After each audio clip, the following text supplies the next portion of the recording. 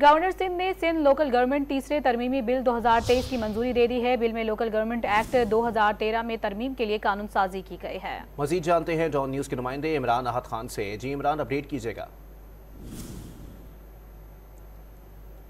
जी इमरान।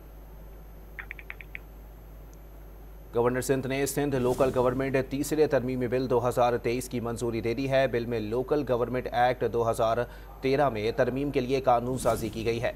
मजीद जानते हैं don news के नुमाइंदे इमरान अहद खान हमारे साथ मौजूद हैं। जी इमरान, अपडेट कीजिएगा इस हवाले से। देखिए, बिल्कुल गवर्नर सिंध कामरान खान टुसुडी ने सिंध लोकल गवर्नमेंट ये जो तीसरा तरमीमी बिल है 2023 का, उसकी मंजूरी जो है वो दे दी है।